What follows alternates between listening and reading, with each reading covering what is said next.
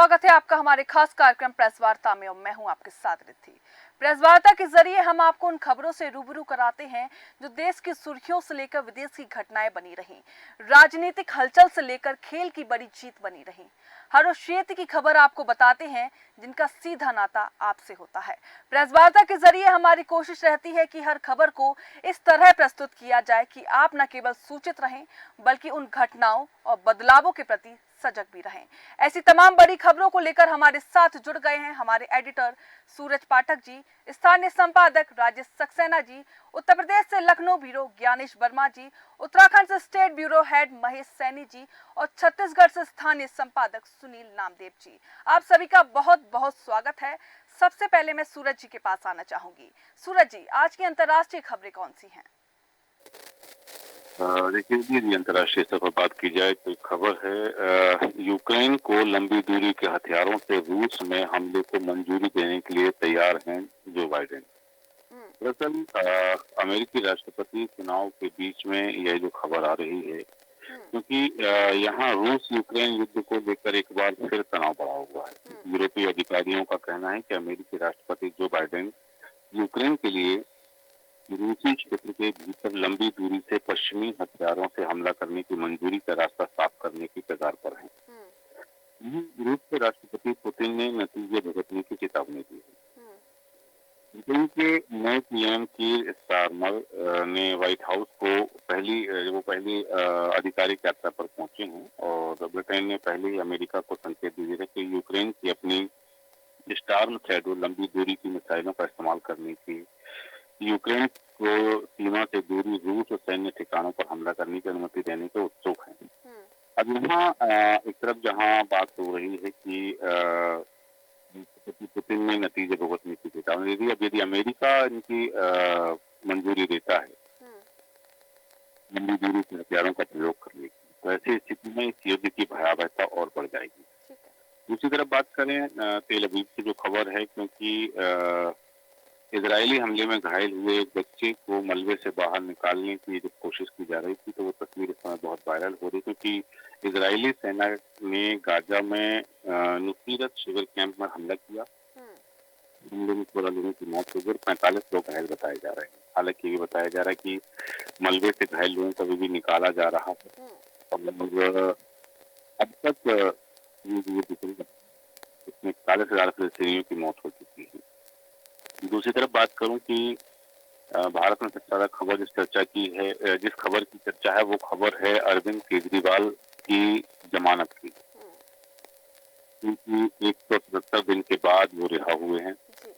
मुख्यमंत्री अरविंद केजरीवाल तिहाड़ से रिहा हुए हैं। हालांकि उनको जमानत मिली है। सुप्रीम कोर्ट ने एक्साइज पॉलिसी से जुड़े सीबीआई केस में उन्हें जमानत दे दी। ईडी के मामले में उन्हें पहले ही जमानत मिल चुकी थी और जिस दिन ईडी के मामले में जमानत मिली थी उसी दिन सीबीआई ने उन्हें गिरफ्तार कर लिया था और अब सीबीआई के मामले में भी उनको जमानत मिल गई है। किसी को लंबे वक्त तक जेल में रखना स्वतंत्रता से अन्यायपूर्ण तरीके से वंचित करना जैसा होगा, ये कोर्ट का कहना है। उसके बाद जहाज से बाहर बारिश के बीच अपने समर्थकों को संबोधित करते हुए केजरीवाल ने कहा है कि मैंने जिंदगी में बहुत संघर्ष किया है, मुसीबतें झेली हैं, लेकिन हमेशा भगवान ने साथ दिया क्योंकि मैं सच्चा था।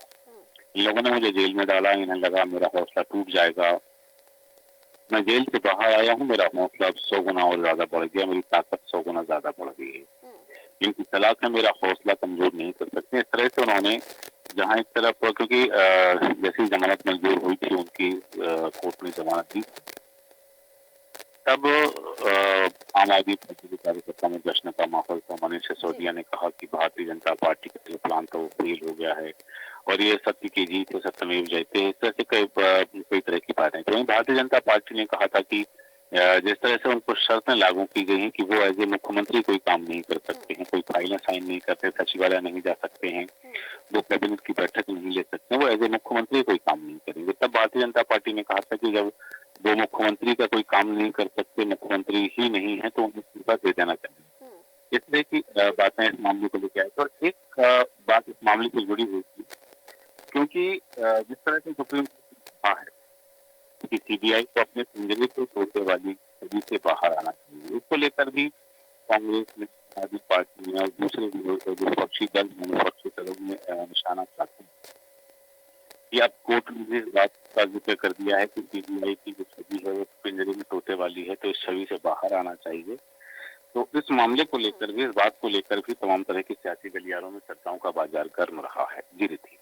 ठीक है सूरज जी, बिल्कुल सही कहा आपने। अरविंद केजरीवाल की लड़ाई काफी लंबी रही। 177वें दिन बाद वे जेल से बाहर आए हैं। आम आदमी पार्टी में लगातार जश्न का माहौल बना हुआ है। इसी कड़ी में मध्य प्रदेश की ओर आना चाहूंगी। राजेश जी, ऐसी कौन सी खबरें रही जिन पर चर्चा होती रही? देखिए रिद्धि, मध्य प्रदेश सरकार नर्मदा किस तरह से निर्मल और स्वच्छ हो, और कहीं न कहीं 2028 में सूर्यास्त जिस तरह से होना है, उसके पहले तमाम सारी कवायदें की जा रही हैं। इसी दिशा में मुख्यमंत्री डॉक्टर मोहन यादव ने बड़ा फैसला लिया है कि नर्मदा किनारे बसे जो धार्मिक नगर हैं, वहां पर मास मंदिरा का जो संचालन है वो पूरी तरीके से बंद होना चाहिए, और इसका असर 21 जिलों पर रहेगा। मध्य प्रदेश सरकार का फोकस नर्मदा नदी को निर्मल करने पर है। सीएम डॉक्टर मोहन यादव ने निर्देश दिए हैं कि नर्मदा के किनारे बसे धार्मिक नगर और स्थलों के आसपास मांस मदिरा का उपयोग ना हो। उन्होंने ये भी सुनिश्चित करने को कहा है कि अमरकंटक में नर्मदा नदी का जो उद्गम स्थल है, वहां से लेकर प्रदेश की सीमा में जहां भी नर्मदा नदी बह रही है, वहां सीवेज इसमें ना मिले, क्योंकि बड़ी संख्या में जिस तरह से लगातार नर्मदा नदी में जो सीवेज जाता है, उससे नर्मदा नदी सबसे ज्यादा प्रदूषित हो रही है। नर्मदा के समग्र विकास पर मंत्रिमंडल समिति की बैठक में सीएम ने कहा कि अमरकंटक में नर्मदा नदी के उद्गम स्थल से दूर सैटेलाइट सिटी डेवलप की जाए। सीएम ने नर्मदा में मशीनों से खनन पर भी गतिविधियों पर पूरी तरीके से प्रतिबंध लगाने की बात कही है। लेकिन बड़ा मामला इसी बात को लेकर है कि क्योंकि जिस तरह से नर्मदा नदी से जो रेत का खनन होता है, वो कैसे रोका जाएगा, ये बड़ा सवाल है। लेकिन सीएम ने इसमें पूरी तरीके से सख्ती बरतने की बात की है कि अवैध तरीके से भी किसी तरीके से यहाँ पर खनन ना हो।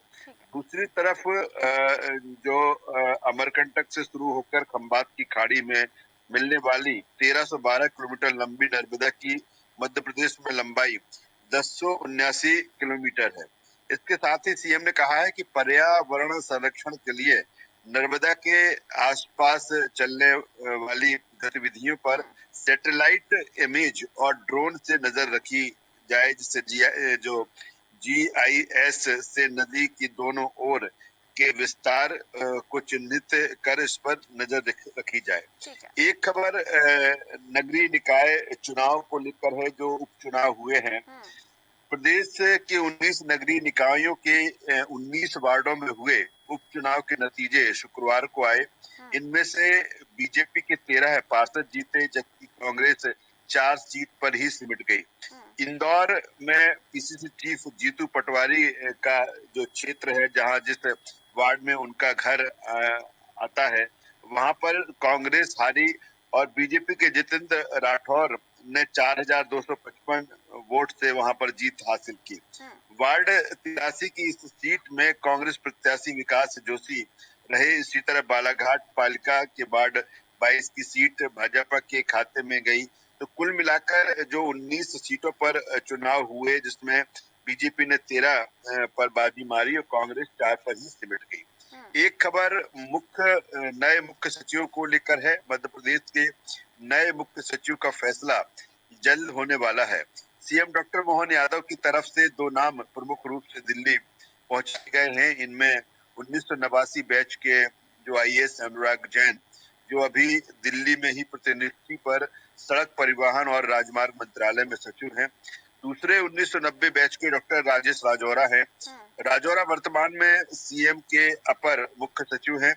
इन 2 नामों के आगे आने से ये साफ हो गया है कि मौजूदा मुख्य सचिव जो हैं, वह 1985 बैच की वीर राणा का एक्सटेंशन बढ़ाए जाने की संभावनाएं अब कमजोर पड़ गई हैं। वीरा राणा सितंबर में ही रिटायर्ड होने वाली हैं। अनुराग जैन का नाम सीएस की दौड़ में पिछली बार भी था, पर दिल्ली से पेच आ गया था। इस बार दिल्ली से भी हरी झंडी मिल गई है। उनकी हाल में मुख्यमंत्री से भी मुलाकात हुई है। लंबी बातचीत के बाद संकेत हैं कि परिस्थिति अनुकूल रही, तो ये भी बताया जा रहा है कि राजौरा के समीकरण सीएम से अच्छे हैं। लिहाजा इन दोनों नामों पर जो है उस पर मोहर लग सकती है, और चाहे अनुराग जैन हो या राजेश राजौरा हो, इनमें कोई नया जो है मुख्य सचिव हो सकता है। दूसरी तरफ अपर मुख्य सचिव जो गृह हैं एस.एन. मिश्रा, वो भी पूरा इसको लेकर जोर लगा रहे हैं। तो ये अहम खबर है। इसके साथ ही एक और अहम खबर है कि जिस तरह से आरजीपीवी ये राजीव गांधी प्रौद्योगिकी विश्वविद्यालय के नए कुलगुरु के रूप में प्रोफेसर राजीव त्रिपाठी की नियुक्ति हो गई है। 6 महीने की लंबी प्रक्रिया के बाद राजभवन ने शुक्रवार को इसका आदेश जारी किया। प्रोफेसर त्रिपाठी इस समय MNNIT प्रयागराज में इलेक्ट्रॉनिक और कम्युनिकेशन इंजीनियरिंग विभाग के HOD और पूर्व डायरेक्टर रहे हैं। शासन में जो जनसंपर्क आयुक्त है सुदाम खाड़े, उन्हें माखनलाल चतुर्वेदी राष्ट्रीय पत्रकारिता एवं संचार विश्वविद्यालय का कुलगुरु बनाया गया है, क्योंकि केजी सुरेश जो अभी वर्तमान में कुलगुरु थे, उनका जो समय सीमा है वो पूरी हो चुकी थी। इसके बाद सुदाम खाड़े को अतिरिक्त वहां का प्रभार दिया गया है, तब तक के लिए जब तक कि कोई पूर्णकालिक कुलगुरु नियुक्त नहीं हो जाता। जी ठीक है राजेश जी, बिल्कुल सही कहा आपने। नर्मदा नदी को लेकर सरकार के जो फैसले हैं काफी अहम है, क्योंकि मध्य प्रदेश के लिए नर्मदा नदी काफी अहम है। इसी कड़ी में मैं छत्तीसगढ़ की ओर आना चाहूंगी। सुनील जी, ऐसी कौन सी खबरें हैं जो चर्चा बनी रही? रिद्धि, कल देर रात बस्तर के जगरगुड़ा जो इलाका है, यहाँ बीजापुर और सुकमा का जो बॉर्डर का एरिया है, यहाँ पर एक बड़ी नक्सली वारदात सामने आई है। यहाँ नक्सलियों के बड़े कड़र का जमावड़ा देखा गया है और गोलीबारी हुई है। करीब 2 घंटे से देर रात तक यहाँ जो है अंधेरे में भी ऑपरेशन चलता रहा है। वर्तमान में इस पूरे इलाके को घेर लिया गया है। CRPF, STF और DRG के जवानों ने मौका पर इनसे सामना कर रहे हैं नक्सलियों से। गोलीबारी जारी है और कुछ देर बाद पता पड़ेगा कि आखिर यहाँ पर कितने नक्सली थे और क्या पुलिस को कामयाबी मिल पाती है या नहीं। ये बड़ा जो इलाका है बस्तर का, एक काफी बड़ा इसका जो रकबा है और जंगलों से घिरा हुआ है, और नक्सलियों का ये शक्ति स्थल है देश में। अब नक्सलियों का जो सेंटर पॉइंट है वो छत्तीसगढ़ है, और यहीं से ही देश भर में नक्सली अपनी हुकूमत चला रहे हैं। तो भारत सरकार ने जो फैसला लिया है कि अब वो कड़ाई से इससे निपटे, इसके चलते कई ऑपरेशन यहाँ लगातार अंजाम दिए जा रहे हैं, और इस घटना को भी नक्सली उन्मूलन अभियान से जोड़कर देखा जा रहा है। रिद्धि, एक और महत्वपूर्ण खबर है जो सभी अखबारों और मीडिया में छाई हुई है कि मुख्यमंत्री विष्णुदेव साय ने बिल्कुल साफ कर दिया है कि वे हत्या, बलात्कार, महिलाओं पर होने वाले अपराध और नशाखोरी, शराब और खास तौर पर उसकी तस्करी, इन सब मामलों में जीरो टॉलरेंस नीति अपनाएंगे और सीधे इसके लिए इलाके के एसपी जिम्मेदार होंगे। ठीक है। कलेक्टर और एसपी कॉन्फ्रेंस में उन्होंने अपना रुख साफ किया है कि कानून व्यवस्था को लेकर जरा भी कोताही नहीं बरती जाएगी और आरोपियों से सख्ती से निपटा जाएगा, चाहे किसी भी प्रकार की घटना क्यों ना हो। इसके अलावा एक महत्वपूर्ण खबर और है जो धार्मिक मामलों से जुड़ी हुई है।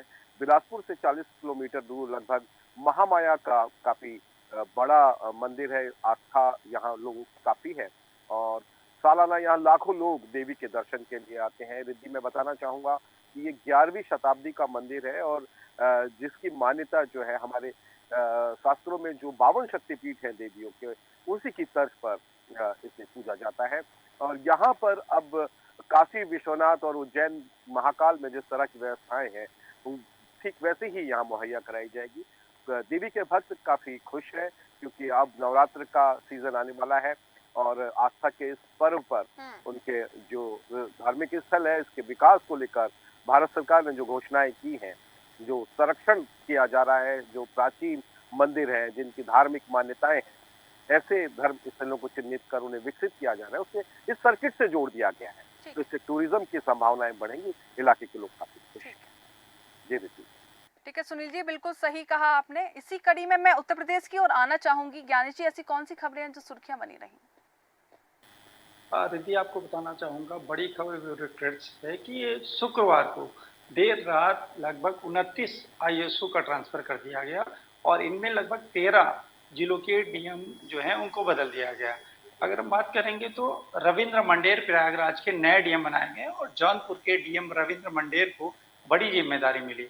उन्हें प्रयागराज का जिलाधिकारी बनाया गया और जौनपुर से पहले वो 3 साल तक रामपुर के डीएम रहे हैं। उन्होंने रामपुर में सपा नेता आजम खां के खिलाफ कई कार्रवाई की और रविंद्र के पास अब प्रयागराज कुंभ 2025 कराने की अहम जिम्मेदारी दी है। वहीं मैं बात करूंगा आईएएस रविंद्र जो सीएम योगी के विश्वसनीय अफसर माने जाते हैं और योगी ने उन्हें सबसे महत्वाकांक्षी काम प्रयागराज कुंभ को सफल बनाने की जिम्मेदारी दी है। प्रयागराज के डीएम नवनीत चहल को आजमगढ़ का नया जिलाधिकारी बनाया गया है, जबकि जौनपुर में आईएएस दिनेश कुमार को भेजा गया है। वहीं बात करूंगा कि भानु चंद्र गोस्वामी राहत आयुक्त बने और आगरा के जिलाधिकारी भानु चंद्र गोस्वामी को राहत आयुक्त बनाया गया है। बताया जा रहा है कि सरकार राहत आयुक्त जीएस नवीन के कामकाज से संतुष्ट नहीं थी, इसलिए बाढ़ और प्राकृतिक आपदाओं के बीच उन्हें हटाकर भानुचंद्र गोस्वामी को तैनात किया गया। आगरा में अरविंद बंगारी को भेजा गया। वहीं बरेली नगर निगम की आयुक्त निधि गुप्ता को अमरोहा का जिलाधिकारी बनाया और फिरोजाबाद नगर निगम के आयुक्त घनश्याम मीणा को हमीरपुर का डीएम बनाया गया और फिरोजाबाद विकास प्राधिकरण के वाइस चेयरमैन है आईएएस रविंद्र सिंह फतेहपुर के जिलाधिकारी बनाए गए। वहीं बता दूं रिद्धि की यूपी की ब्यूरोक्रेसी से पीसीएस अफसरों के भी तबादले किए गए हैं। पीसीएस देवेंद्र पाल सिंह को बदायूं जिले के नए सिटी मजिस्ट्रेट बनाए गए और पीसीएस प्रियंका अपर आयुक्त झांसी बनाए गए। वहीं पीसीएस ज्ञानेंद्र विक्रम बैच 2019 को एसडीएम ललितपुर बनाए गए। वहीं रिद्धि अगली खबर की ओर रुख करना चाहूंगा कि एक वीडियो वायरल हो रहा है तो गाजियाबाद में जूस में पेशाब मिलाकर ग्राहकों को पिलाया जा रहा है और दुकान संचालक आमिर और कैफ को पुलिस ने गिरफ्तार कर लिया और दुकान से लगभग 1 लीटर पेशाब बरामद हुआ है। लोगों ने उन दोनों को जमकर पिटाई कर दी। वहीं मैं अगली खबर की ओर रुख करना चाहूंगा कि आम आदमी पार्टी के अरविंद केजरीवाल सीएम दिल्ली के उनके जमानत के बाद में जो लखनऊ मुख्यालय पर काफी लोग खुश और ढोल नगाड़ों के साथ में खुशी मनाई। वहीं बात करूंगा कि जो पूर्व मुख्यमंत्री अखिलेश यादव ने मंगेश यादव के परिजनों से कल समाजवादी पार्टी के राज्य मुख्यालय पर भेंट की और मंगेश यादव को पुलिस ने घर से उठाकर फर्जी एनकाउंटर में हत्या कर दी। मंगेश के शोकाकुल पिता, मां और बहन ने अखिलेश यादव को पुलिस द्वारा उत्पीड़न किए जाने की भी जानकारी दी। अखिलेश यादव ने पीड़ित परिवार को न्याय दिलाने का भरोसा दिलाया और जौनपुर के गांव अगरौरा थाना बक्सा से आए मंगेश यादव के पिता राजेश यादव, मां शीला देवी और बहन प्रिंसी लखनऊ ने पूरे घटना की जानकारी दी और सुल्तानपुर के सर्राफ की दुकान पर 28 अगस्त 2024 को लूट हुई। 2 सितंबर 2024 की रात 2 बजे पुलिस मंगेश को घर से उठाकर ले गई। 3 से 4 सितंबर 2024 को दिन में पुलिस घर आई और कहा कि पूछताछ हो रही, तुम्हारा लड़का छोड़ दिया जाएगा और 5 सितंबर 2024 को उसकी पुलिस अभिरक्षा में फर्जी एनकाउंटर में हत्या कर दी जाती है। पुलिस वालों ने कहा जाओ सुल्तानपुर के पोस्टमास्टर हाउस से लाश ले आओ और पीड़ित परिजनों ने बताया कि पुलिस ने जबरदस्ती दबाव डालकर वीडियो बनाया है जिसमें झूठ के सिवा कुछ भी नहीं है। जो वीडियो पुलिस प्रसारित कर रही है उसमें दबाव में उनसे मनमाफिक बयान दिलवाया जा रहा है और पूरा गांव सच्चाई बता रहा है। मंगेश को जबरदस्ती अपराधी बताकर पुलिस एनकाउंटर कर रही है और वाहवाही लूट रही है। अखिलेश यादव ने पीड़ित परिजनों को भरोसा दिलाया कि उनके बेटे की पुलिस द्वारा हत्या की जाने की निष्पक्ष जांच कराई जाएगी और उन्होंने कहा कि उत्तर प्रदेश पुलिस में का नया तरीका है, किसी को भी उठाओ, झूठी कहानी बनाओ और परिवार पर दबाव डालकर सच का एनकाउंटर कर दो। भाजपा सरकार में एनकाउंटर आंकड़ा गैरकानूनी हत्याओं की नाइंसाफी का भी आंकड़ा और साथ ही पीडीए के विरुद्ध अन्याय का आंकड़ा। पिछड़े, दलित और अल्पसंख्यकों पर रोज ही अत्याचार हो और अखिलेश यादव आज अपने कार्यालय में प्रेस वार्ता करेंगे। ठीक है ज्ञानेश जी, बिल्कुल सही कहा आपने। अखिलेश यादव लगातार आक्रामक रुख अपनाए हुए हैं मंगेश यादव के एनकाउंटर को लेकर। इसी कड़ी में मैं देवभूमि की ओर आना चाहूंगी। महेश जी, ऐसी कौन सी खबरें रही जो चर्चा का विषय बनी रही? रिद्धि, मैं आपको बता दूं कि लगातार उत्तराखंड में होने वाली बारिश ने यहाँ पर जनजीवन अस्त व्यस्त कर दिया है। यहाँ पर यदि हम बात करें यहाँ की सड़कों की तो एक नेशनल हाईवे और के साथ साथ यहाँ लगभग 300 सड़कें बाधित हुई हैं और इसमें 30 स्टेट हाईवे की सड़कें हैं, 15 इसमें ऐसी सड़कें हैं जो जिले मुख्यालय को जोड़ती हैं। तो साथ ही आपको बता दूं कि जो 106 सड़कें हैं वो ग्रामीण सड़कें हैं और 140 सड़कें जो प्रधानमंत्री सड़क योजना के अंतर्गत बनाई गई थी वो सड़कें बाधित हैं। और लगभग इनको खोलने के लिए पीडब्ल्यूडी विभाग और एसडीआरएफ एनडीआरएफ के साथ साथ जो ब्यूरो हैं वो भी लगे हुए हैं। साथ ही मैं आपको बता दूं कि इनका लगातार, चूंकि यहाँ पर केदारनाथ पर जो यात्रा चल रही थी उसमें सोनप्रयाग में लगभग 4000 श्रद्धालुओं को रोक लिया गया है, क्योंकि वहाँ पर आगे के जो भूस्खलन की स्थिति है वो लगातार जारी है। जेंडर जोन में लगातार बोल्डर और मलबा आ रहा है, इसलिए वहाँ पर अभी जो सरकार है उन्होंने निर्णय लिया है कि अभी आगे पैदल यात्रा भी नहीं खोली जाए। तो साथ ही मैं आपको बता दूं कि बद्रीनाथ का जो रास्ता है वो भी बाधित हो रहा है, इसीलिए वहाँ पर प्रशासन ने लगातार वहाँ पर जो अधिकारी नियुक्त है उन्होंने उसको रोक दिया है। तो मैं आपको बता दूं कि आज मुख्यमंत्री पुष्कर सिंह धामी हिंदी दिवस के अवसर पर एक हिंदी कार्यक्रम समारोह रखा गया है, उसमें शिरकत करेंगे। साथ ही मैं आपको बता दूं कि हरियाणा और कश्मीर में जो जम्मू कश्मीर में जो चुनाव है उसमें 40 स्टार प्रचारकों की सूची में पुष्कर सिंह धामी का नाम है और वो वहां पर अपने सभाएं करेंगे और रोड शो करेंगे। प्रधानमंत्री मोदी के साथ भी उनके कार्यक्रम लगे हुए हैं, तो ऐसे में केंद्रीय मंत्री और उसके लिए उत्तराखंड का जो कद है वो बढ़ा दिया गया है। ऐसा माना जा रहा है कि यहाँ पर जो पुष्कर सिंह धामी है उनका जो कद बढ़ाया जा रहा है वो आने वाली भविष्य की जो राजनीति है शायद उससे कोई लाभ उत्तराखंड को मिलेगा। साथ ही मैं आपको बता दूं कि जिस तरीके से एक बारिश आफत बन के आई है, जो चमोली का थराली ब्लॉक है वहां पर बिल्कुल बाढ़ कैसी स्थिति आ गई है, घरों में, स्कूल में और जो सरकारी समुदाय केंद्र है वहां पर पानी इस तरीके से गया है। लगातार वहां पर जो पानी का फ्लो है बहुत तेज पानी का फ्लो है, इसलिए लोग वहां से हट करके दूर चले गए हैं। साथ ही मैं आपको बता दूं ऋषिकेश हरिद्वार में भी गंगा का जो जलस्तर है वो बिल्कुल खतरे के निशान के आसपास जल चल रहा है। वहां से भी त्रिवेणी घाट पूरी तरीके से डूब गया है, वहां से भी लोगों को हटा दिया गया है। तो मैं आपको बता दूं कि जिस तरीके से ये लगातार एक्सीडेंट्स हो रहे हैं, अभी कल मसूरी में नोएडा के कुछ साथी यहाँ घूमने आए थे, उनका गाड़ी स्किड होने की वजह से सीधे खाई में चली गई, 2 लोगों की मौके पर ही मृत्यु हो गई और 4 लोग अभी घायल हैं।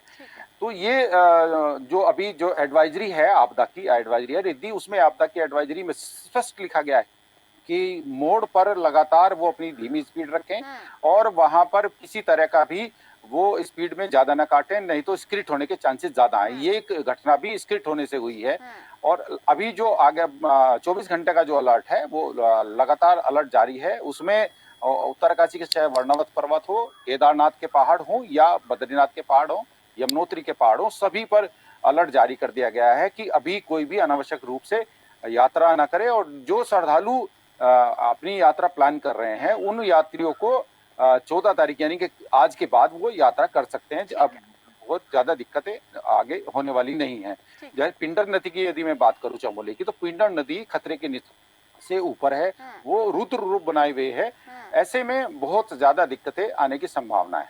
जी रिद्धि। ठीक है महेश जी, आप सभी का बहुत बहुत शुक्रिया हमारे साथ जानकारी साझा करने के लिए। प्रेस वार्ता के जरिए आपने देश और दुनिया की तमाम बड़ी खबरें जानी। ऐसी जानकारी आपके साथ साझा की गई जो आपके लिए और आपके हित के लिए जानना बेहद जरूरी था। फिलहाल हमारे खास कार्यक्रम में बस इतना ही। जुड़े रहिए देश न्यूज के साथ। नमस्कार।